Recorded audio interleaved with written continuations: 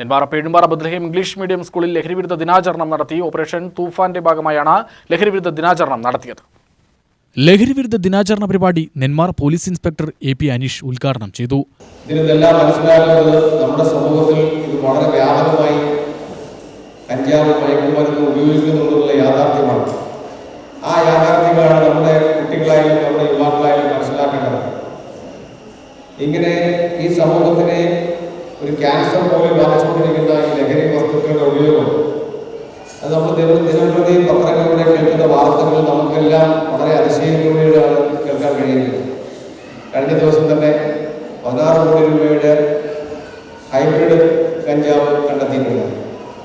അതെല്ലാം സമൂഹത്തിലെ ഉന്നത ശ്രേണിയിലുള്ള ആൾക്കാർ പോലും അവർക്ക് പെട്ടെന്ന് സാമ്പത്തികമായി മുന്നേറുന്നതിന് വേണ്ടിയിട്ട് അനധികൃതമായി സമ്പാദിക്കുന്നതിന് വേണ്ടിയിട്ട് ഇത്തരത്തിലുള്ള ലഹരി മരുന്നുകളുമായി ബന്ധപ്പെടുകയും അതിനെ വിപണനം ചെയ്യുകയും മറ്റുള്ളവർക്ക് എത്തിച്ചു കൊടുക്കുകയും ധാരാളം പണം ഉണ്ടാക്കുന്നതായി പോലീസിന്റെ ശ്രദ്ധയിൽപ്പെട്ടിട്ടുണ്ട്.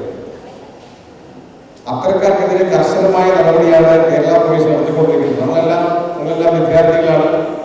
വിദ്യാർത്ഥികൾ എന്തായാലും ഇത്തരം കാര്യങ്ങളെക്കുറിച്ച് പൊതുവായ ഒരു ധാരണ നിങ്ങൾക്കുണ്ടായിരിക്കണം. സ്കൂൾ പ്രിൻസിപ്പൽ VK പ്രവീണ അധ്യക്ഷയായി. സ്കൂൾ മാനേജർ ബിജു ഉദ്ദുപ്പ്, vice principal Suryaji Nair, Robin Bedi എന്നിവർ പ്രസംഗിച്ചു. ബോധവൽക്കരണ ക്ലാസും ലഹരിവിരുദ്ധ പ്രതിജ്ഞയുമുണ്ടായിരുന്നു.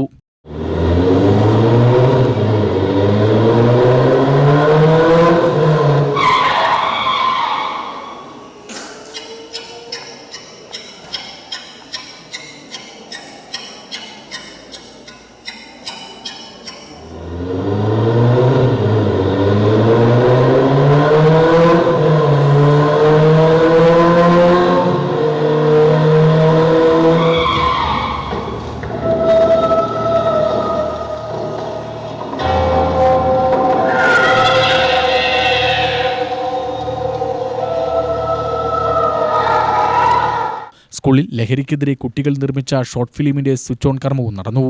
UTV news, Palakkad.